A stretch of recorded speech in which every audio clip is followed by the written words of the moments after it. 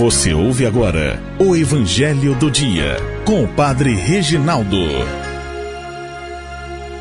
Olá, meus amados e queridos irmãos, paz e bênção para você. Deus abençoe a sua vida. Vamos invocar o Espírito Santo. Ó vinde, Espírito Criador, as nossas almas visitai e enchei os corações com vossos dons celestiais. Vós sois chamado intercessor do Deus excelso, dom sem par, a fonte viva, o fogo, o amor, a unção divina e salutar. Sois doador dos 7 dons e sois poder na mão do Pai. Por ele a nós prometido, por nós seus feitos proclamai. A nossa mente iluminai, os corações enchei de amor, nossa fraqueza encorajai, com força eterna e protetor.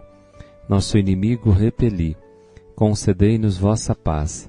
Se pela graça nos guiais, o mal deixamos para trás. Ao Pai e ao Filho Salvador, por vós possamos conhecer, que procedeis do seu amor, fazei-nos sempre firmes crer. Amém.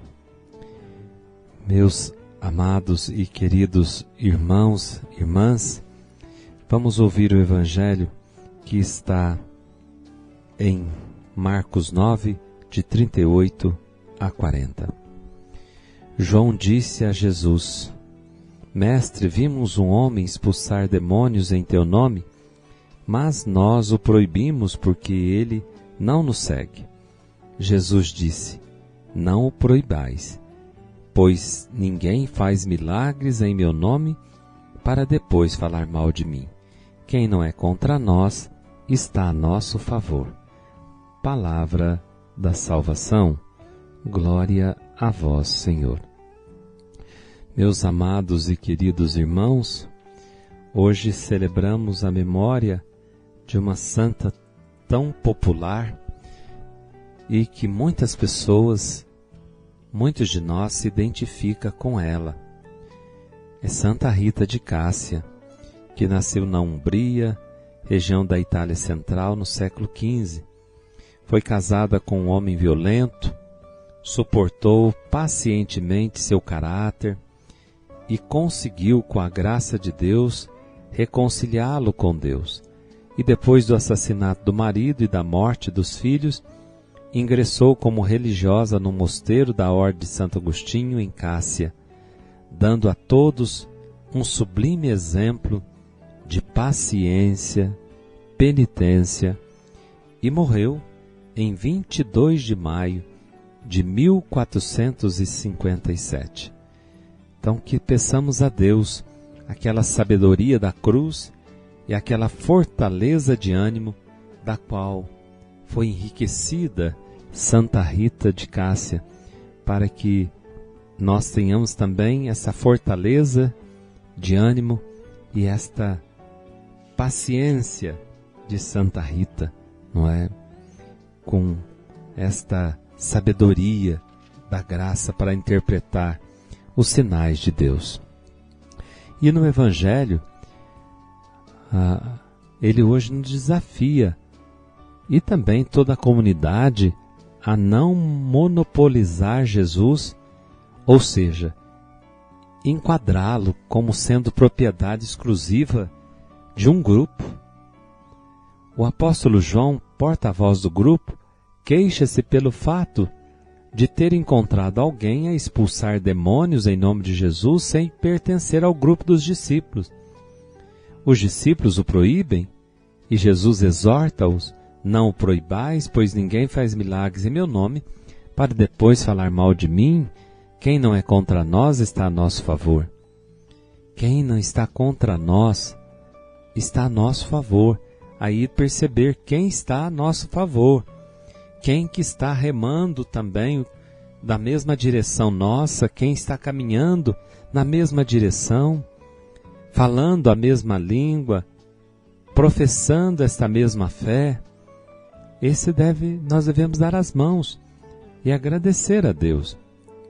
Seja num grupo, dentro da própria comunidade, nós às vezes dentro da própria igreja, há tantas igrejinhas dentro da própria igreja, cada um quer monopolizar Jesus e dizer que aquele grupo, que aquela pastoral, que aquele movimento é maior, é melhor, aquele leva para o céu. Igual nós vamos vendo tantas comunidades cristãs que dizem, entra na minha igreja que a minha igreja vai te levar para o céu. A minha igreja é melhor do que a outra. É para desconfiar de tais coisas, de tais discursos, irmãos. Jesus adverte os discípulos a terem cuidado para não se tornarem, buscarem ser donos de Deus ou querer controlar a ação de Deus, do Espírito Santo. Ninguém é dono de Jesus. Ele não é monopólio de nenhuma pessoa ou de nenhum grupo. O Espírito Santo sopra onde quer, quando quiser. A atitude dos discípulos mostra arrogância, intransigência, intolerância, ciúmes, mesquinhez, pretensão de monopolizar Jesus e a sua proposta.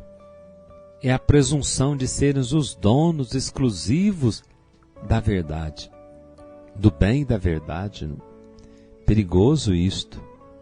E Jesus aponta o caminho aos seus seguidores, que deve ser uma comunidade aberta, acolhedora, tolerante, capaz de aceitar como sinais de Deus os gestos libertadores que acontecem no mundo.